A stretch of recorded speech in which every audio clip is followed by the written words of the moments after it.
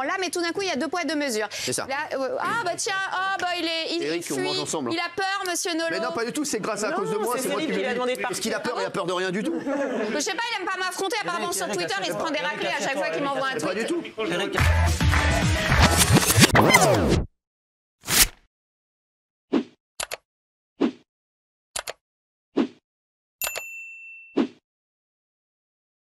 Et c'est vrai que j'ai ouvert un salon de coiffure qui s'appelle Fake Factory, qui est au 106 Saint-Marcel. Vas-y, précis. Non, mais je suis pas la promo. Tu veux pas nous donner le prix du brushing aussi? Non, mais voilà, j'étais en train de me faire couper les cheveux tranquillement avec mon employé et le poteau à mon employé, tout simplement. Ouais. Et là, j'ai 2 individus qui rentrent dans le salon. Et pour l'anecdote, en fait, ce qui est, moi, j'ai senti direct l'Angambie arriver et mon employé, en fait, quand il les a vus rentrer déjà, il leur a dit le salon est fermé. Ouais. Mais quand ils arrivent avec un bonnet et une écharpe, c'est compliqué de dire que le salon est fermé. Ouais. Et du coup, ils sont arrivés, j'ai rien compris à ce qui s'est passé, tout simplement. Ils sont direct allés voir mon employé. Il y en a un qui a sorti la gaz lacrymo. Ouais. L'autre, il est arrivé, il a sorti un couteau. Moi, j'ai strictement rien compris ce qui se passait. Surtout que mon salon, en plus, il y a des caméras. Ouais. Donc, c'est filmé. Et là, direct, il a pris le poteau à mon employé. Donc, mon employé s'est fait gazer pour rien. Le pote à mon employé, il s'est fait gazer, il lui a pris sa sacoche. Moi, il est venu directement vers moi avec le couteau en me disant « Donne-moi ton T-Max ». Ah ouais. Mais moi, bien sûr que tiens, prends le T-Max. Prends-le, le T-Max. Tiens, je te le donne. Je vais pas me prendre un coup de couteau. Ouais. Donc, du coup, je lui ai donné le T-Max. Ouais. Mais en fait, le truc, c'est que en fait, je me suis protégé, moi, auparavant, et j'ai mis des traceurs, en fait, sur mon T-Max, du coup. Donc, du coup, il est parti avec le T-Max. Et en fait, c'est ça qui m'a rassuré, dans le sens où c'est pour ça que je peux en parler maintenant. C'est que je savais où il allait, mon T-Max. Et je remercie encore la police, parce qu'ils ont fait vraiment un travail vraiment au top du top. C'est-à-dire que, comme ils ont pris le T-Max, en fait, je pense qu'aller 1 heure après, ils les ont interpellés directement. Tu savais qui t'étais ou pas? Pardon? Tu savais qui t'étais ou pas du tout? Je pense que oui, oui. Pourquoi tu t'as senti comment tu l'as senti? Parce que je l'ai senti, il a été très surpris en fait. Quand il t'a vu, ah ouais? Ouais, très surpris, très. En fait, j'y vais pas. En fait, il a été choqué et même sa réaction, elle a été même choquée. Et je pense qu'il s'attendait pas en fait à me voir, tout simplement. Et je pense que c'est même pour ça qu'il a été, grâce à ma notoriété, on va dire entre guillemets, je pense que peut-être ça m'a sauvé la vie parce que il m'a pas gazé, il m'a rien fait à moi. Ouais. Mais il a gazé mon employé alors que j'ai eu peur, j'ai vu ma vie défiler presque. Parce que s'il me met un coup de couteau, comment je fais moi après? Je fais quoi après dans ma vie? Je fais rien du tout. Surtout que je devais monter aujourd'hui parce que j'avais un shooting photo très très important. Ouais, ça aurait été relou. Et j'ai pas envie de me prendre. Moi je lui donne le T-Max. Après il m'a demandé les montres tellement j'ai même pas de montre, j'ai plus rien, je mets plus de bijoux, je mets rien du tout. Oui, j'ai mis mon bijou bébé parce que voilà ça c'est. Mais là t'inquiète pas, on est arrivé. Oui voilà, mais du coup non mais j'ai très peur. Voilà, j'ai très peur. Surtout qu'en plus moi je suis un garçon qui aime la France. J'aime la France. Je suis français. J'aime Marseille. J'aime ma ville. Moi je suis parti. Tu trouves que t'es plus en sécurité en France? Après, c'est pas moi de dire ça, c'est pas moi de dire si on est en sécurité ou on n'est pas en sécurité. Je n'ai pas les connaissances pour dire ça. Si je dirais quelque chose, c'est que peut-être il manque de sécurité. Mais après, dire le mot on n'est plus en sécurité, mais tu t'es fait braquer 3 fois, toi? 3 fois, ouais. 3 fois, ouais. Moi, j'ai vraiment le record, hein, franchement.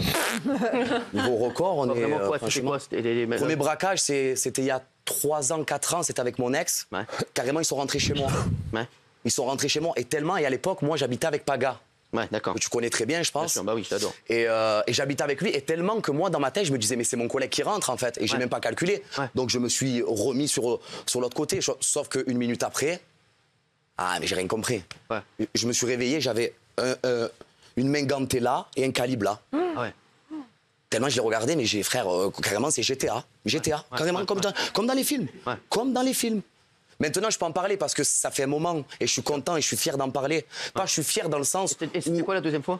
La deuxième fois, c'est que je sortais de chez moi. Ouais. Il était quoi, 13h? 13h de l'après-midi, 14h. Ouais. Je sors. Ouais. J'allais chez mon collègue, je sors tranquille de chez moi. Je fais mes courses au casino comme une personne lambda, en fait. Ouais. Je vis parce qu'à un moment donné, peut-être je suis connu, peut-être j'ai la notoriété, mais à un moment donné, je veux vivre. Je suis pas un robot. Bien donc, je veux vivre, je veux faire mes courses comme tout le monde.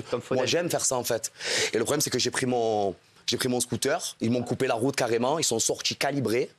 Et là, ils m'ont demandé la montre. T'as pas arrêté avec les T-Max. Non, mais ce qu'on disait, c'est même pas la question de pas de chance ou pas. C'est qu'à un moment donné, moi, je veux rester en France. Sinon, la solution, c'est quoi? Je pars à l'étranger. Mais le problème, c'est que moi, ma vie, elle est en France. Ouais. Ma vie, elle est à Marseille. Deuxième ville de France, on a même la France. Pour moi, la France, c'est la France, frère. Pourtant, j'ai vécu à Dubaï, je suis resté 6 mois à Dubaï. Mais c'est pas quelque chose qui me plaît. Mais maintenant, en France, t'as une appréhension quand tu sors Complètement. Vraiment? Ah ouais? Ah ouais, complètement. C'est-à-dire, moi, maintenant, quand je sors, je vois un mec qui a un casque intégral ou qui a des gants ou qui a des trucs ou quoi. Eh ben, j'ai peur, je regarde mon rétro, j'essaye d'essayer de contrôler parce que j'ai très très peur. Ouais. J'ai très très peur. Je suis allé même voir un psychologue par rapport à ça. Et même mon psy, moi, il m'avait dit, Clément Luc, je te salue d'ailleurs, mon psy me l'avait dit, dans tout drama, essaye de voir le côté positif. Mais quand tu as des trucs comme ça, le côté positif, il est compliqué. Alors, moi, je sais, quand ils sont rentrés chez moi, j'arrivais plus à dormir dans ma chambre. Je dormais sur le fauteuil de chez moi, et je regardais la porte d'entrée, et à chaque bruit, en fait, je levais la tête pour voir s'il y avait quelqu'un, pour voir si c'est normal. Pour moi, c'est Tu dis qu'il y a beaucoup de stars de télé-réalité qui partent de France aussi parce qu'elles ne sont plus en sécurité ici. Je pense qu'elles partent parce qu'ils ont surtout des enfants, je pense aussi. Je pense aussi pour leurs enfants. Elles ont peur pour leurs enfants? Je pense aussi qu'ils ont très très peur pour leurs enfants. Parce qu'à un moment donné, on vit dans un monde, ok d'accord, on est dans un bon monde, mais moi je trouve qu'on est dans un monde quand même qui est compliqué. Voilà. Je l'ai pas. Après, c'est pas à moi de juger, mais moi je trouve qu'on est dans un monde qui est compliqué parce que moi je fais un métier, j'ai la chance de faire un métier que j'aime. C'est-à-dire que moi mon but c'est de divertir les gens, d'amuser les gens, de faire des blagues. Mais quand on a des actions comme ça, j'ai plus envie de rien faire. Alors, justement, il y a Coraline qui est avec nous. Elle était venue nous raconter le terrible cambriolage dont elle a été victime quelques mois plus tôt. Coraline était en train de se filmer pour les réseaux quand les cambrioleurs sont arrivés. Regardez. Je retiens silence dommage. Bon courage à celui qui te mariera. Je vais me contenter de t'appeler Maria.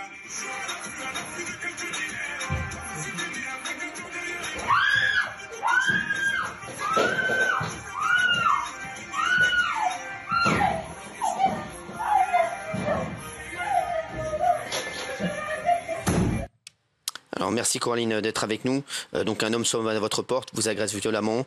Rappelez-nous ce qui s'est passé. Oui, en fait, c'est un jeune homme qui a sonné à la porte. J'avais le Judas, j'ai regardé, un jeune homme, donc je me suis dit, bon, ok. J'ai ouvert, il m'a dit que c'était un de mes voisins. Je ne les connais pas tous, donc j'ai ouvert la porte, il m'a demandé de l'aluminium. Je suis allée chercher l'aluminium dans la cuisine. Et en fait, quand j'ai pris l'aluminium, j'ai senti qu'il y avait quelque chose qui n'était pas normal. Et en revenant sur mes pas, il m'attendait dans le salon, il m'a pris à la gorge et il a essayé de me... Enfin, il m'a tabassé pour que je tombe déjà, et puis il voulait ma montre. Alors là, ils vous ont dévalisé votre dressing, c'est ça? Ouais, en fait, il cherche ma montre dans mon dressing, elle était devant ses yeux, et il l'a même pas vue. Et puis d'un moment, je leur ai dit, mais qu'est-ce que vous voulez? Je suis allée leur chercher ma montre, je leur ai donné main dans la main. Ils ont pris mon portable qui était en train de tourner, ils sont partis en me fermant dans le dressing. Alors vous avez des affaires assez de grandes marques dans votre dressing ou pas? Mais pas forcément. Vous me les montrez sur TikTok, c'est peut-être pour ça qu'il est venu aussi. Est-ce que c'est sur Insta plus que ce que tu sur pas TikTok du tout. Ou sur Insta? Mais oui, non, j'ai pas beaucoup de choses. Enfin, j'ai des choses que j'aime bien, mais c'est pas des choses si luxueuses que ça. C'est peut-être des trucs de marque, etc. Est-ce que c'est pas vos vidéos qui ont fait que les personnes sont... Oui, je pense que c'est bien mon compte Instagram. À mon avis, parce que la montre, je la portais depuis presque 10 ans en fait, donc je faisais pas attention. D'accord. Aujourd'hui, c'est vrai qu'on en parlait il y a un instant avec Greg. Est-ce qu'aujourd'hui, vous êtes traumatisé par ce qui s'est passé? Est-ce que vous vivez bien sûr. Bah, c'est la même chose. Moi, dès que j'ai quelqu'un qui me suit dans la rue, cagoule ou pas cagoule, casque ou pas casque, n'importe quelle personne, j'ai peur. Tous les hommes. Alors, on a l'impression, Michel, parce que c'est vrai qu'il est 21h05, il y a beaucoup de gens qui réagissent sur cette séquence. Les vols à main armée se multiplient de fou en ce moment. Et donc, justement, pour les téléspectateurs qui nous regardent, c'est incroyable. Oui, il y a une recrudescence de ce type de criminalité, là, depuis quelques mois. Je voudrais juste faire une toute petite observation sur les deux situations auxquelles vous avez été confrontés. Je pense qu'à chaque fois, ils ont été repérés. Vous, c'est le T-Max. Alors, pardon, excusez-moi, je vous coupe. Attendez, je vous coupe 30 secondes. Je ne fais plus de story, moi. C'est-à-dire maintenant où je vais... Non, mais je ne vous parle pas de vous, je vous parle de votre scooter. Oui, mais mon scooter... T-Max. Les T-Max, c'est l'engin le plus volé. Je suis d'accord avec vous. Donc, il y a eu un repérage. Oui, mais c'est pas vous qui cherchez, c'est votre scooter. Et après, ils ont vu que c'était vous. Attendez, c'est tout ce que je voulais dire. Juste, il n'y a pas de souci. Mais mon scooter, attendez, je vous coupe 30 secondes. Mon scooter, ok, d'accord, il est volé, mais c'est un scooter que j'ai acheté d'occasion. Il n'est même pas neuf. Il date. Mais c'est pas grave. Oui, mais après... On vous a vu avec, c'est tout. Oui, il va repérer avec le scooter et ils sont venus chercher le pas de l'avoir, le scooter. Mais ils ont repéré avec le scooter, en fait. Et en fait, ce qui se passe, c'est qu'après, ils ont été étonnés que ce soit lui à la limite. Tu vois. C'est ça, c'est exactement ça. Voilà. Et vous, effectivement, c'est à peu près pareil. Vous avez été vu avec cette montre sur les réseaux et ils sont venus, ils vous ont identifié, logé et ils sont venus vous...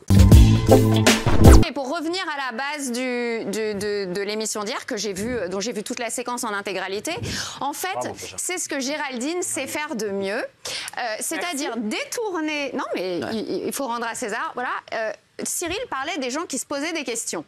On est revenu sur le concept général du fait d'avoir traité tout le monde d'anti-vax, d'avoir discriminé, d'avoir passé des mesures autoritaires et coercitives. Et qu'est-ce que tu fais? En fait, tu arrives et tu focalises sur une ultra minorité pour dénigrer, pour mettre des étiquettes infamantes sur la totalité et par association. Je n'ai essentialisé personne. Je voudrais juste aller au bout. Laissez finir Béatrice Rosen. Par disqualification et par association diffamante. Et ça, c'est ta technique préférée, et Monsieur Nolot aussi, alors que pourtant il en est victime, il est tout le temps accusé d'être d'extrême droite et il déteste ça, Monsieur Nolot. Par contre, il le fait aux autres. Il aime faire maintenant, ça me plaît. Maintenant, ça vous plaît. Ouais. Eh ben, vous aimez faire aux autres ce que vous n'aimez pas qu'on vous fasse. Ben non, puisque j'aime bien. Déjà, c'est un problème. Ensuite, tous les deux, vous prenez pour des grands experts, mais on a vu précédemment que vous êtes, en fait, vous n'y connaissez rien, vous désinformez, comme sur la Suède, où vous avez affirmé mordicus tous les deux qu'il y avait un pass, alors qu'il n'y en avait pas. C'est une connerie. Arrêtez, c'est une personnes pour les grands événements. C'est un pass pour les trucs de plus de 100 personnes, ça n'a rien à voir avec le pass qu'on a connu ici. Donc vous dites d'énormes conneries et vous continuez tous les deux, vous êtes insupportables. Vous êtes insupportables les deux, je peux plus. Vous voulez, on va arrêter le débat parce que je déteste la mauvaise foi. Ça n'a rien à voir avec le pass qu'on a eu, bande de je ne dis plus rien. Eric, je t'adore, mais ne dis plus rien parce que c'est insupportable. Ne dis plus rien. Ne dis plus rien. Je vais même m'en aller. Vas-y. Des experts, vous êtes des influenceurs. Mais comme vous, Béatrice. Ah, moi, pas du tout. Moi, je n'ai jamais donné un conseil médical sur ce plateau. Jamais. Non, absolument pas. Sur quel médicament? Moi, je prône. Tu sais ce que c'est mon combat? C'est la liberté de choisir pour son propre corps. Comme pour l'avortement. Là, mais tout d'un coup, il y a 2 poids 2 mesures. C'est ça. Il fuit. Il a peur, Monsieur Nolot. Mais non, pas du tout. C'est grâce à cause de moi. C'est moi qui lui ai demandé. Parce qu'il a peur. Il a peur de rien du tout. Je sais pas. Il aime pas m'affronter. Apparemment, sur Twitter, il se prend des raclées à chaque fois qu'il m'envoie un tweet. Pas du tout. Eric, assieds-toi. Vas-y. Alors réponds, Eric. J'ai pas peur de vous. Là, vous n'êtes pas très effrayant à part. Non, mais je ne tape pas. Moi, je menace pas. Cyril m'a dit que tu n'avais plus la parole, donc. Mais si, il va te la donner après. Assieds-toi. Mais non, je fais ce que je veux. Quoi, tu te mêles, toi. Vous pouviez m'affronter en face à face au lieu de passer sur X. Non, il a pas peur de toi, Eric. C'est un pote en plus. Eric, c'est un pote et je me permets de lui dire des trucs à Eric parce que franchement, on s'adore. J'ai pas envie qu'on s'embrouille pour rien parce qu'on s'aime. Non, on s'embrouille pas. Il faut fermer ma gueule, donc je vais fermer. Bah voilà, allez. Merci. Fermer ma gueule en coulisses, en plateau. Je t'embrasse, mon Eric. À bientôt, mon chéri. Je t'embrasse, je t'aime, merci. Allez. Courage Fillon. Non, mais c'est pas du tout ça. Non, c'est pas du tout courage Fillon. Je te dis, je connais Eric. Eric, il affronte qui tu veux. Eric, il s'en fout complètement d'affronter des gens. Alors, je vais te dire, c'est juste que là, il sait qu'on va aller s'embrouiller. Comme on est très potes, on n'a pas envie de s'embrouiller pour rien. Bravo, Eric. Eric, je t'invite à dîner. Du coup, vous voulez que je fasse la même chose? Toi, tu m'en fous. T'es payé. Ah oui, c'est vrai. Vas-y, alors. Non, donc en fait, pour moi, tu as été trop loin. Et je te le dis vraiment calmement. Je trouve vraiment que ça banalise l'antisémitisme. En plus, c'est contre-productif. À force de crier au loup toute la journée, un tel est homophobe, un tel antisémite, tu désacralises ces sujets-là. C'est extrêmement grave. Et vu l'état de tension qu'il y a dans le pays actuellement, je trouve que c'est totalement irresponsable. Et ça m'a mise vraiment en colère. Parce que moi, j'y étais à ces manifestations. Moi, je t'ai pas vue là-bas. Et vraiment, il y a des gens qui m'ont bouleversée. Il y avait un monsieur il y a plein de gens. Il y a des gens qui parlaient de suicide. Les gens, ils aimaient aller à ces manifestations parce qu'ils étaient discriminés. Ils n'avaient plus accès à rien. Il faut le comprendre. Et ils aimaient se retrouver. Moi, j'ai pas vu une seule de ces pancartes. Je les ai vues dans des articles de journaux. Je sais pas où ils ont pris ces photos. Elles sont vraies et ça existe. Et il faut pas le nier non plus. Mais c'est une ultra minorité. Et de jeter l'opprobre sur des milliers de gens qui étaient à ces manifestations et des millions de gens dans le pays qui juste voulaient avoir le droit au consentement. Le droit au consentement, Géraldine, c'est pas rien, c'est la base des démocraties, ok? Le droit au consentement pour son propre corps. Et hier, quand tu as parlé d'antisémitisme, pour moi, tu as été trop loin, tu as insulté ces gens, tu as insulté les gamins qui étaient à partir de 12 ans discriminés, interdits d'avoir des activités extrascolaires. À 12 ans. alors qu'ils n'étaient pas à risque. Il n'y avait pas ça en Suède. Des trucs de fou. Mon fils, il a fait du sport avec un masque, il a eu 6 ans. Donc les mecs, ceux qui disent des conneries pareilles, qu'en Suède, il y avait un pass, je suis désolé, il y avait un pass pour les jeux de 100%. C'est n'importe quoi. Il n'y avait pas de pass pour les enfants ou de pass pour aller travailler. Donc Valérie Benaïm aussi, Valérie Dupond-Moretta, c'est bon. Vous pouvez lui répondre. Non, mais c'est bon. Tu vas aller rejoindre Éric Nolot. Encore une fois, et tu vas aller rejoindre Éric Nolot, tu sais qui tu vas croiser en coulisses? Mariam Palomba. Donc reste ici, c'est bon. Encore une fois, Béatrice, je n'ai pas du tout essentialisé ou généralisé. Vraiment, je t'assure, je te demande de regarder si tu n'as pas bien compris. J'ai regardé plusieurs fois parce que le clip a tourné beaucoup. Et je voudrais rajouter, c'est ce que tu fais à chaque fois, Géraldine. Sur les gilets jaunes, tu as fait ça. Bah oui, mais ça existe. Mais pourquoi le nier? Pourquoi ça vous pose un problème de dire que c'est une réalité? Pourquoi de dire que quand il y a quelque chose qu'on ne comprend pas, je le nie. C'est moi qui te l'ai dit. Ça existe. Mais pourquoi de dire que c'est juste une minorité? Ultra minorité. Je les ai même pas vus. Donc je dis que ça existe parce que j'ai vu les photos. J'y suis allée, j'y étais. Je peux te dire que dans les posts sur la pandémie, il y a eu des centaines de milliers de likes, de commentaires absolument immondes. La juiverie, le Covid, Buzyn nous a empoisonnés, Buzyn la salle juive. Il y a eu des commentaires cons et dégueulasses. Des milliers, pas des minorités. Allô, pas des minorités. Quand il y avait Moundir là, à cette place-là, et qu'il a eu des propos que moi j'ai trouvé antisémites contre Elisabeth Lévy, tu n'as rien dit. Tu as une indignation à géométrie variable. Quand il a dit à Elisabeth Lévy, ça vous dit quelque chose d'Acho, ça vous dit quelque chose de la Gestapo? Ça n'a rien à voir. Rien dit, Géraldine. Il n'y a que Jacques Cardos qui a dit quelque chose. Qui a eu le courage de dire quelque chose. Il faut dire la vérité. Des points pour dire qu'il fait une bonne émission, qu'il fait pas une bonne émission. Ne donne pas des leçons. Mais toi aussi tu donnes des leçons. Non, je viens te dire que j'ai été choquée de ce que tu as dit hier. On va voir ce qu'en pensent les téléspectateurs, s'il vous plaît. J'ai trouvé que c'était juste et c'était bien de le dire. Parce qu'on parle tout le temps de l'antisémitisme, de l'islamo-gauchiste et on parle jamais de l'antisémitisme. Géraldine, regardez, Géraldine, vous avez été choquée par les propos de Géraldine Maillet hier soir dans TPMP? Oui, à 75%. Je suis contente, 24%, c'est bien pour à 24%, 75%, c'est une large majorité quand même qui a été choquée. Voilà. Merci. Merci à vous. Est-ce que les chroniqueurs ont été choqués puisqu'ils ont assisté à l'émission? Oui, il y en a, oui. Gilles Verdez, oui. Extrêmement choqué. J'adore, et moi je suis toujours d'accord avec Gilles Verdez. Gilles Verdez, depuis qu'il a pris la galette avec vous, c'est devenu un agneau de lait. Hein, donc, non, pas du tout. J'ai défoncé il y a 2 minutes. Vous étiez à l'émission, quoi. Gilles, je suis complètement d'accord avec toi. Elle est jalouse, la Maillet? C'est pas après elle que ça déconne. Je me dis que ça déconne de rembourser 31 000 euros, qu'on lui rembourse. Ok, pas de problème. Mais on rembourse pas d'autres choses. Il y a d'autres choses qui sont pas remboursées. On voit des gens dans la rue. Il y a les sans-dents. François Hollande les avait appelés les sans-dents. Par exemple, il y a des gens qui ont travaillé toute leur vie. On leur rembourse pas leurs dents à eux. Et pourtant, c'est pour s'alimenter les dents. Donc c'est aussi un problème esthétique. Oui, mais et s'alimenter. Mais c'est ce que je suis en train de dire. En fait, vous prenez l'un n'empêche pas l'autre. Sauf que si on rembourse 30 000, on fait aussi pour l'autre. C'est pas. Oui, mais on est d'accord avec ça. C'est pour ça que je suis pas d'accord. T'as raison, Raymond. Non, bah si. On n'a pas besoin d'enlever aux impôts. C'est ce que je suis en train d'expliquer.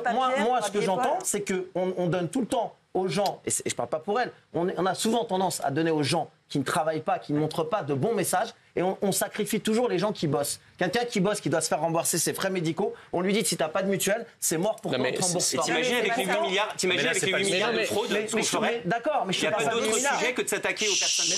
Mais là, je m'attaque pas à elle. S'il te plaît, vas-y, défendre elle-même. Je m'attaque pas à elle. De la question des 30 000 euros, si on me demande, est-ce que vous êtes choqué? Je dis oui, la polémique, je la comprends. C'est une polémique, est-ce que tu dois comprendre la polémique? Je la comprends parce que tu as des gens en France qui ne peuvent pas se soigner parce qu'ils ont des problèmes de reins, des problèmes de dos, des problèmes de jambes. Ils vont travailler en boitant, ils vont travailler sans dents. Il y en a qui c'est les sans dents, c'est 9-10 000 euros. On les laisse crever. On les laisse crever. C'est ce qu'on fait. On laisse crever. On laisse crever aussi les personnes trans. Mais je dis pas qu'on laisse crever les personnes trans. On fait quoi alors? Mais si tu prends les problèmes dans l'ordre, on leur demande de se prostituer pour payer leur Regarde, je comprends ce que veut dire. Attends, t'es en train de me faire un truc de. Tu me parles les gens, c'est insupportable. Tu me parles de prostitution. Prenons les problèmes dans l'ordre. Je ne dis pas qu'il ne faut pas rembourser son intervention. Je dis qu'avant tout, quelqu'un qui travaille pour la France, quelqu'un qui donne les bons messages pour la France, et Nina qui paye aussi des impôts, qui donne les bons messages, si on la rembourse elle 30 000, il n'y a pas de raison qu'on ne rembourse pas les autres. Je suis d'accord. C'est ça que je suis en train d'expliquer. C'est pour ça que je comprends la polémique. Non, ma pancarte, je la laisse. Je la laisse, ma pancarte, parce que je comprends la polémique. Chut, merci. Le problème, quand j'entends on ne peut pas rembourser les uns et ne pas rembourser les autres, excusez-moi, on est quand même en train de parler de pognon, quoi, de budget. Le budget n'est pas extensible. Vous dites qu'on dépense 8 milliards, il y a 8 milliards de fraude, il y a 800 milliards effectivement de dépenses sociales. Mais le problème, c'est qu'on a encore des besoins. On parle de vie humaine, on ne parle pas d'argent. Non, attendez, excusez-moi, c'est pas... Les personnes trans se suicident. Mais ce qu'il est en train de dire, c'est que oui, mais attendez, d'abord, c'est pas vital. Et dans ce cas-là, si vous voulez, vous avez des gens... Non, mais attendez, vous avez des gens qui souffrent. Alors, si on rembourse des dysphories de genre, pourquoi ne rembourse-t-on pas des dysphories chromatiques ? Imaginez par exemple qu'un blanc se sente noir ou qu'un noir se sente blanc. Pourquoi est-ce qu'on rembourse? Mais c'est pas un jugement moral, encore une fois. Ce n'est pas encore un jugement moral. Bon, j'ai rien contre vos choix personnels et votre vie personnelle. Non, mais même vos orientations, je n'ai rien contre ça. Je dis juste qu'en tant que contribuable, on peut s'interroger. Juge Jean-Michel, dans un instant, vous allez parler. Il m'a dit un truc de ouf. Il m'a dit mon intervention va faire date. C'est peut-être un peu excessif, mais c'est un problème qui... Enfin, je vais parler de choses qui me touchent. Voilà. D'accord. Personnellement. D'accord. Polski. Alors moi déjà, je tiens à dire que j'adore la communauté LGBT, transgenre, etc. Je sais que ça doit être super compliqué de naître dans le mauvais corps, mais en fait, changeant un peu la vie de Raymond, du coup, il y a plein de gens qui ont des maladies du coup mortelles comme le cancer, etc. Et eux, mais le cancer, c'est remboursé. Non, il y a plein de soins qui sont pas remboursés. Quasiment tous. Il y a quand même plein de soins qui sont pas remboursés. Et quitte à payer des impôts, j'aurais aimé que ce soit remboursé pour vous comme pour les gens qui ont des maladies par exemple mortelles. Mais quitte à choisir, j'aurais préféré payer pour les mourants. Mais pourquoi choisir? Mais il y a des personnes... parce qu'il faut faire des choix. Se suicider ou s'automutiler, comme ça aurait été un tout petit peu... Alors, j'aimerais Nina, et après j'aimerais Jean-Michel Maire, parce qu'il a dit que ça allait faire date. Déjà, moi, c'est pas lanceuse d'alerte. Moi, j'ai fait cette vidéo, déjà, c'était pour répondre à une abonnée, pour expliquer et informer qu'on peut être remboursé par la sécurité sociale et qu'on n'est pas obligé en France d'aller se prostituer, par exemple, au Bois de Boulogne pour payer ces opérations. Parce qu'il faut le dire aussi, il y a plein de femmes trans qui font ça. Le problème, bien évidemment, c'est pas les femmes trans, mais c'est bien le système qui est mal fait, parce que même moi je suis d'accord que c'est pas qu'il y a des inégalités, mais on n'y est pour rien. Et ce que je voulais dire aussi, c'est que les opérations, elles sont pas remboursées automatiquement. C'est-à-dire que c'est pas on va s'inscrire à l'hôpital, on dit je veux changer de sexe, écoutez, demain vous aurez une poitrine. C'est de plus en plus le cas. C'est pas ça. Il y a un long parcours, il y a un parcours psychiatrique, psychologique. Moi, entre le moment où je me suis inscrite et le moment où je me suis fait opérer de la vaginoplastie, c'est écoulé 8 ans en fait. Et pendant les 8 ans, j'ai quand même eu les épaules. Il y en a, elles abandonnent avant, elles se suicident avant. Il y en a aussi qui c'est tellement long le parcours public pour avoir les opérations remboursées qu'il y en a qui abandonnent et qui vont payer leurs opérations en Thaïlande ou je ne sais où. Mais du coup, oui, ça peut être remboursé.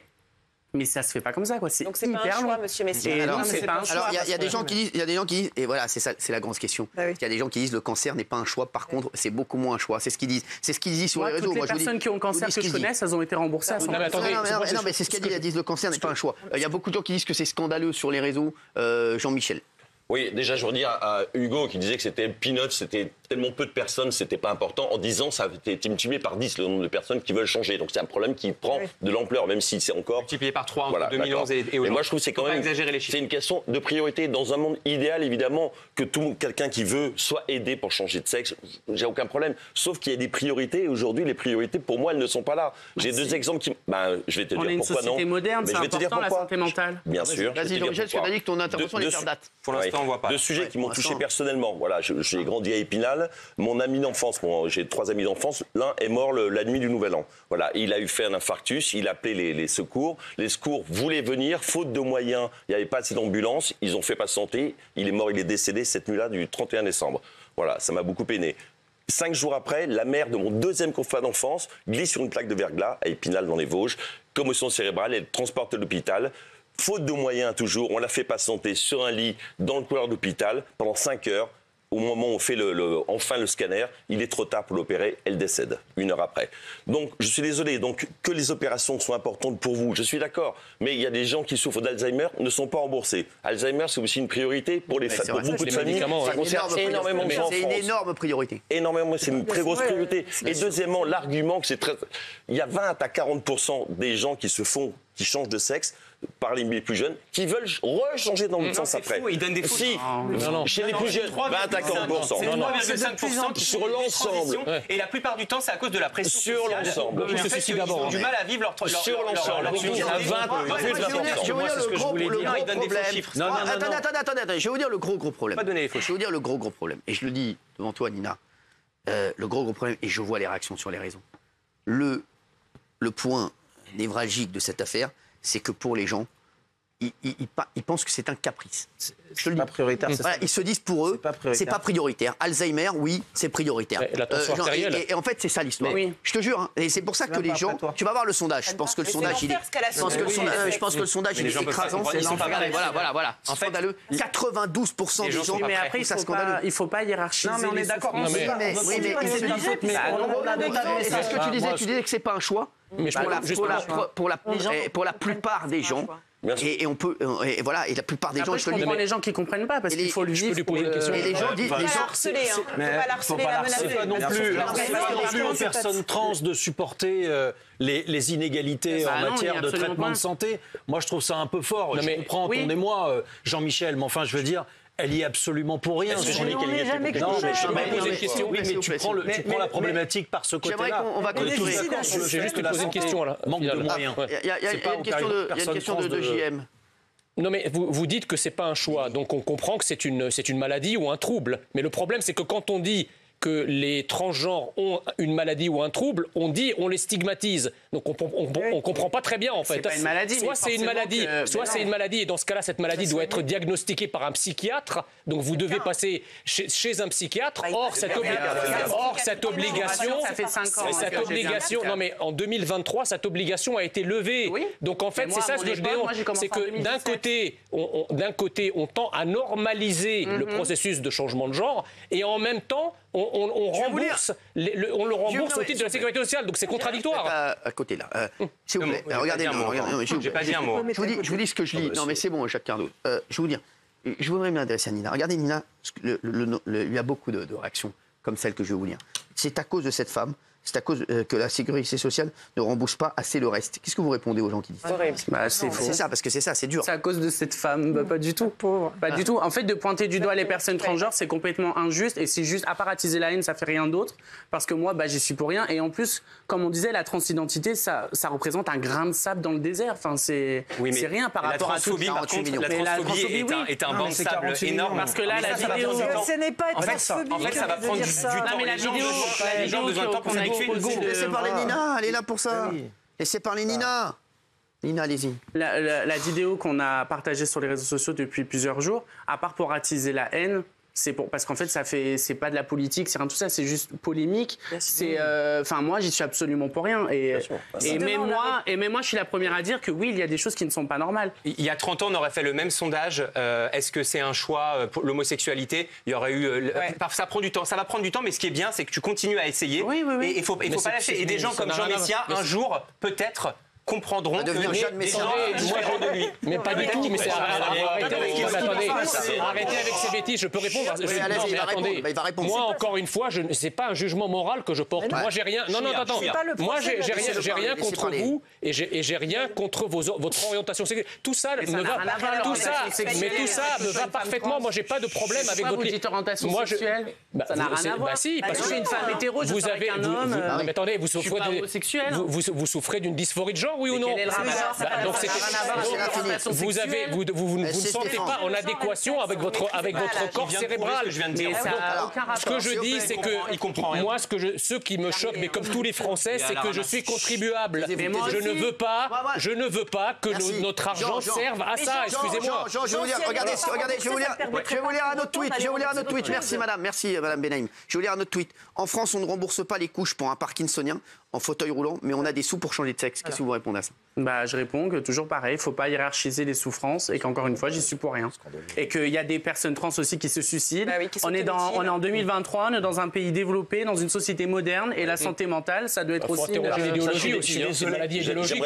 Cet argument-là, mais malheureusement, il y a une étude qui vient de sortir pour dire que les personnes qui ont changé de sexe ont plus de tendances suicidaires que ceux qui n'ont pas changé. Même avant, quand j'avais un pénis, j'avais pas mais les études de Jean-Michel. Non, Jean-Michel, il a bossé. Il faut dire qu'il a bossé. C'est une étude suédoise. Non. Il a bossé. Tout à l'heure, il dit des chiffres qui sont pas bons, excusez-moi. C'est une étude suédoise, mais personne n'a fait pas la pub. J'ai jamais eu d'idée suicidaire. J'assume tout ce que j'ai fait, voilà quoi. Mais quand tu es dans le tourbillon, c'est mort. C'est courant ce genre d'addiction et de dérive dans le monde du sport professionnel ou pas? Apparemment. Maintenant, j'en fais partie. Les entraîneurs ou les sportifs, après leur carrière, font tous une petite dépression, on va dire. Et moi, ça fait 11 ans que ça dure. 12 ans. Vraiment quoi? Dépression, vous la matérialisez comment? Ça se matérialise comment votre dépression? C'est-à-dire que vous n'arrivez pas... Je pleure, j'en veux à la terre entière. Pourquoi? Vous en voulez quoi? Je sais pas, parce que j'ai tout gâché. Tout ce que j'ai construit, je l'ai gâché. Racontez-nous, c'est quoi? Vous aviez construit quoi? Une belle vie, quoi. Une belle maison sur les bords de Marne. Une vie de famille, même si j'ai pas d'enfants. Vous étiez marié? Non, non, non. Vous aviez une compagne? J'avais une amie, voilà, qui est... Et voilà, je pense que j'ai tout détruit, même encore aujourd'hui. Comment vous avez tout détruit? Parce que quand on vous écoute au début du témoignage, on se dit, bon, c'est un mec qui faisait un peu la fête, voilà, qui s'entraînait, et puis quand il avait fini ses combats, bon, il faisait la fête. Mais quand vous dites j'ai tout détruit, comment vous avez tout détruit? Qu'est-ce qui s'est passé? Parce que j'ai pas été entouré, j'étais un assisté de la vie, j'étais à l'INSEP à l'époque. Ouais.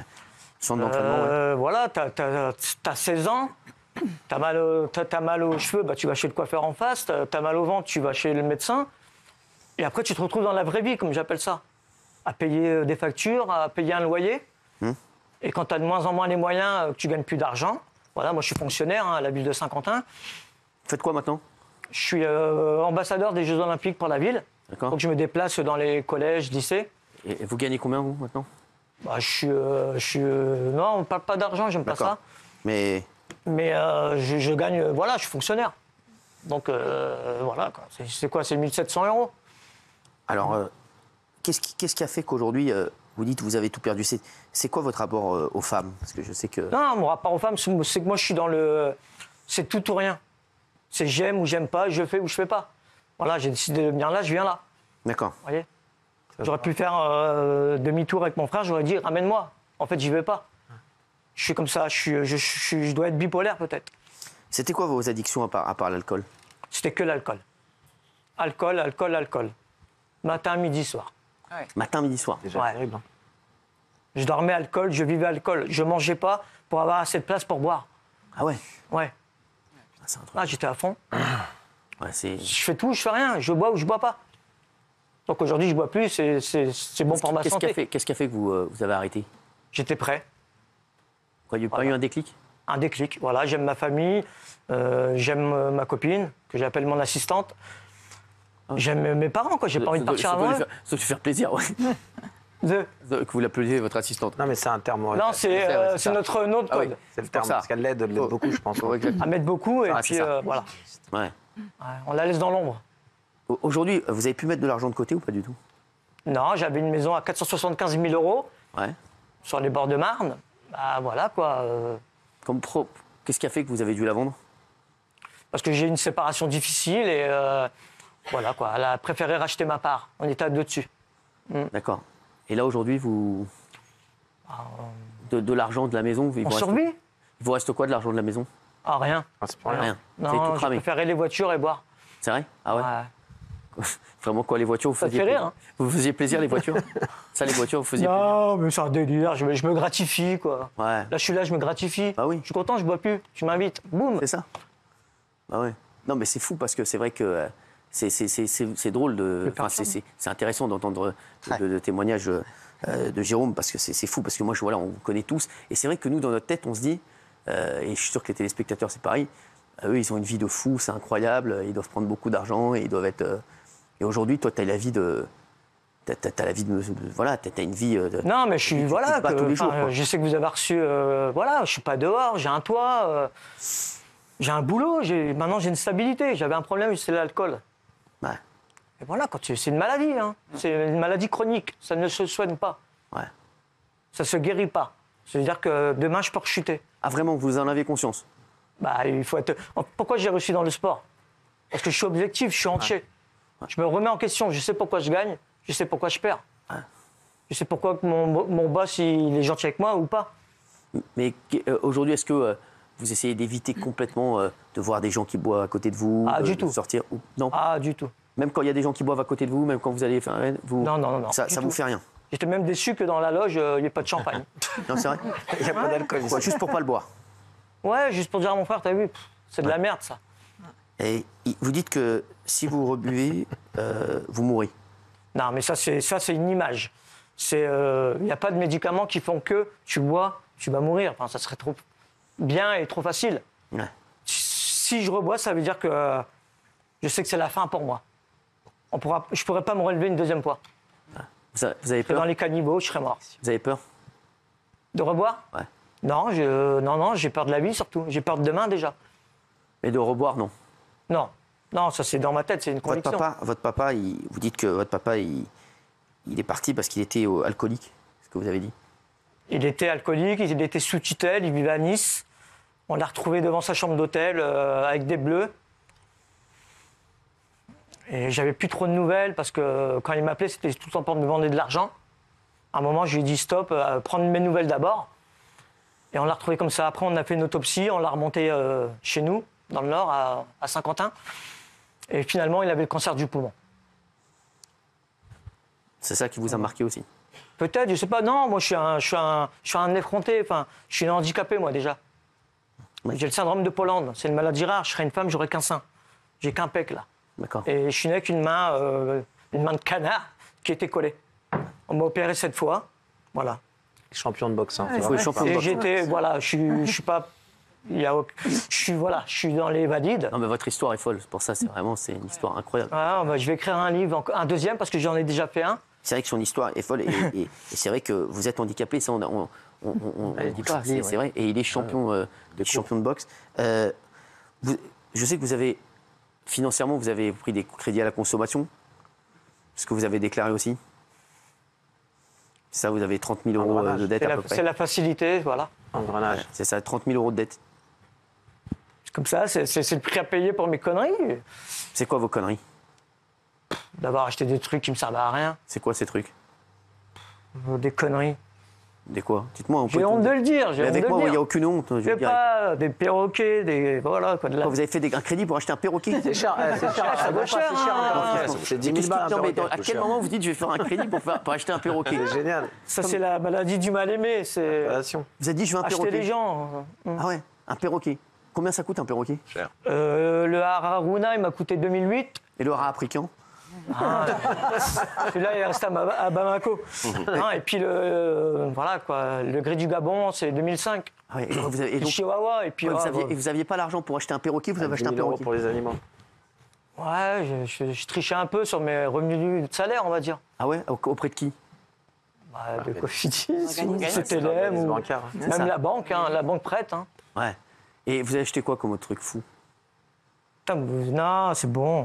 Franchement, mais maintenant, c'est ça qui est intéressant aussi, parce que je pense que ce que vous allez dire, ça va parler à beaucoup de monde qui nous regarde, et ils vont se dire, on va pas faire les mêmes bêtises que Jérôme, parce que vous en parlez très bien, et en fait, on voit que vous avez complètement conscience que vous avez déconné. Ça, moi, j'aime bien quand vous dites mes conneries, les trucs aujourd'hui. Ah oui, il faut assumer, c'est fait. Oui, mais c'est hyper important pour les gens qui nous regardent aujourd'hui en direct, parce que, comme vous l'avez dit, l'alcool, c'est une maladie. C'est une addiction très, très difficile. Et c'est très difficile de s'en sortir. Et aujourd'hui, moi, je suis heureux de vous voir comme ça et d'en parler comme ça avec autant de détachement, parce que je vous trouve détaché. Et c'est vrai que quand vous dites, voilà, des conneries que j'ai faites, j'ai acheté un perroquet, c'est vrai qu'on a envie de savoir. Vous avez acheté quoi? C'est quoi? Des home cinéma, des conneries? Non, pas ça. Non, c'est des voyages, c'est des déplacements. Justement, par rapport à mon addiction, j'ai pas de voiture, moi. Ouais. Parce que j'ai pas envie de donner du danger aux gens. À esquinter quelqu'un ou tuer une famille. D'accord. Donc je me suis dit, j'ai pas de voiture. Soit je prends le taxi, soit on m'emmène. Donc quand je fréquentais du côté de Bordeaux ou quoi, je louais une voiture. Ouais. La plus belle qui soit, quoi. Et puis, quoi? Non, c'est pas des trucs de ouf, mais genre, je sais pas, 3008, non, mais non, pas les discrets. Français, quoi. 3008. Ouais, Citroën. Ouais. C'est quoi? Vous aviez. C'est les femmes aussi qui vous ont fait faire des dépenses, des trucs ou pas du tout? Non, mais j'aime faire plaisir. Ah ouais? J'aime faire plaisir. Vous faisiez plaisir quoi? Tous vos potes et tout? Je rinçais tout le monde, c'est clair. J'aime pas faire la fête seule. On entend souvent ça chez les sportifs aussi. On entend ils rinçaient tout le monde. Voilà. C'était ça vous aussi, après, quand vous étiez. Quand t'es connu, t'as les passes. Tu rentres partout. Ouais. Voilà, il y a la parité, mais ça n'existe pas quand t'es connu. Ouais. Non, t'as pas besoin de nana, t'as 10 mecs, tu rentres. Exactement. Tu mets des bouteilles. Ah ouais, il a raison. C'est vrai. Non, mais donc c'est là, vrai. vous faisiez des soirées quoi? 2000 euros 1000 euros 1000 euros? Je sais pas, j'avais pas de notion de l'argent. Ah ouais, vraiment? Mais la carte, et puis voilà, quoi. Ah ouais. Et donc, vous rinciez tout le monde, c'était voilà. Et le problème, c'est que j'ai continué de vivre comme si je gagnais encore cet argent. Exactement, comme si vous gagniez encore 10 000 euros. Mais sauf que vous en gagnez 1008. J'étais vers le banquier, je lui dis fais-moi une black ou une gold. Il me dit attention, monsieur Thomas. Ouais. Elle dit jamais non. Ouais, c'est vrai. Et notamment, elle n'a jamais dit non. Ah bah, ouais, après... Il arrive à 12 000, il m'a appelé, il m'a dit monsieur Thomas, vous n'aurez pas fait voler votre carte? Non. Je dis fallait dire oui. Non, mais c'est vrai. Ouais. Non, mais c'est le perroquet qui l'a bouffé. C'est le perroquet qui s'est barré avec la carte. Jérôme, moi j'aimerais savoir aussi votre rapport, parce que vous êtes une énorme star. Hein, voilà, moi qui suis fan de boxe. Si.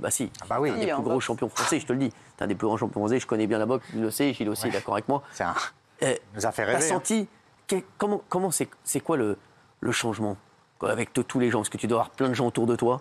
Tu devais avoir tous les mecs qui te passaient la pommade. Ouais, je suis lucide en fait. Alors déjà, pas grand monde m'intéressait. Ouais. Et avec la lucidité, il y a encore moins de monde qui m'intéresse. C'est vrai. Et tu as senti que les mecs qui étaient derrière toi, tu as senti que tu avais beaucoup de monde autour de toi et qu'après, beaucoup moins?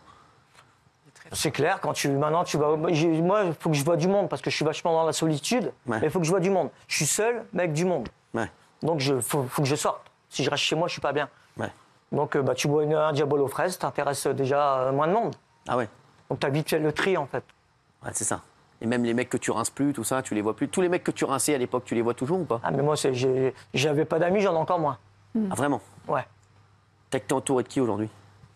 Mon assistante et puis mes frères qui m'ont tendu la main et qui m'ont sauvé la vie surtout. C'est vrai? Ouais. Tes frères, ils étaient là quand ça cartonnait pour toi? Ouais. Ils ont toujours été là et derrière, ils ont vu. Est-ce qu'à un moment, il y a un de tes frères ou quelqu'un de ta famille ou un de tes proches qui t'a dit Jérôme, je crois que tu es en train de partir en cacahuète et que tu vas aller dans Ils n'ont jamais osé me le dire parce que sinon je me braque. Ouais, c'est ça. Et je les vois plus. Ouais, t'es comme moi, toi. Ouais. Parce que je me braque vite. Donc je me braquais, quoi. Et puis un jour, j'ai appelé. J'ai dit, il faut venir, là. Ah ouais, ouais. T'as eu, parce que t'es extrêmement fier. T'as eu le. Tu t'es dit, là, je peux plus parce que si je les appelle pas. Ouais, j'étais au bout. J'étais au bout des choses. Tu leur as dit quoi? Tu les as appelés? Ah, j'ai dit, il faut venir. Ils t'ont dit. Il faut venir. Ils sont arrivés tout de suite. Ils m'ont vidé le frigo. Mon petit frère qui est infirmier m'a dit, demain matin, je vais faire une prise de sang. Ouais. Il est venu, il m'a enfermé chez moi. Ensuite, il est revenu à 11h. Il avait déjà, il fallait peut-être 6 à 8 mois d'attente. Il m'a dit, voilà, je t'ai pris un rendez-vous. Est-ce que tu veux y aller? J'ai dit oui. Et la femme m'a tellement mis en confiance que je me suis fait, entre guillemets, interner par mon... Enfin, c'est moi, c'est mon souhait. C'est pas mes frères. Ouais. Et j'ai dit, il faut que je me soigne. T'étais pas addict au jeu aussi? Ouais, mais ça, c'est le poker, mais c'est tout le monde. Que tu me dis pas tout, là. Beaucoup, là. Ouais, mais sinon, ça va être long, il n'y aura plus assez de temps. Non, mais poker, c'est pas tout le monde. Toi aussi, t'aimais jouer au poker, tu ouais, parce que je suis vicelard, comme j'étais dans la boxe. Ouais. J'ai ce vice qui fait que j'aime les choses que je peux pas, limite, toucher. Tu préfères ta vie d'avant ou ta vie de maintenant? Je sais pas, là, maintenant que je suis lucide, je suis triste, quoi. T'es triste, là? J'ai plus l'alcool pour m'alcooliser, pour oublier que je suis triste. Maintenant, t'as une fiancée, t'as des frères qui t'entourent, t'as un métier. Pourquoi t'es triste comme ça? Je sais pas. J'ai toujours été triste. Même quand t'étais champion du monde? Ouais, c'est olympique, tout ça. Vous savez, il y a pas longtemps, j'ai contacté un priseur. Jérôme, je te rends pas compte. Pour vendre mes médailles parce que ça me dégoûte. Quoi, c'est vrai? Non, sérieux? T'as appelé quelqu'un pour vendre tes médailles, tellement ça te dégoûte. Pourquoi ça te dégoûte? C'est incroyable. Parce que je sais pas, c'est comme si j'étais au chômage et je regardais mon baccalauréat sur le mur, encadré. J'ai le même sentiment. Tu veux plus voir ces médailles, tu veux plus voir ces images de toi quand tu étais champion olympique? J'ai plus rien de chez moi. Non. Chez moi, j'ai plus rien des jeux, j'ai tout donné. Tout. Mais t'en es pas fier quand même d'avoir été champion du monde? T'en es fier? Normal, c'était mon job. Non, c'est pas normal. Et la boxe, ça vous plaît plus? C'est pas normal. Vous regardez plus les combats, tout ça, ça vous intéresse? Non, très peu parce que j'ai encore mon frère qui boxe. Ouais. Mais non, ça m'intéresse pas. Jérôme, c'est incroyable ton témoignage. Vraiment, je suis très content de t'avoir rencontré en tout cas. C'est gentil. C'est incroyable. Et il faut vraiment faut pas que tu sois triste. Tu es un immense champion. Ah bah oui. Il y a beaucoup de gens qui sont fiers de toi et de ce que tu as amené à la France. Et donc vraiment, tu te rends pas compte. Je pense que tu minimises beaucoup ce que tu as fait. Et quand tu dis boxer, c'est mon métier, on peut boxer. Il y a plein de boxeurs qui sont pas champions du monde. Je te dis, il y en a moins qui sont champions du monde que des mecs qui sont. Je sais bien. Et surtout des Français, il y en a peu. Et t'es un immense champion. Oui. Je te le dis, au contraire, pour moi, toi, tu dois que profiter de la vie et te dire, voilà, ce que j'ai fait, c'est incroyable. Et aujourd'hui, je veux profiter autrement. Et vraiment, t'es un mec exceptionnel. Un champion. Voilà, merci. T'es un énorme.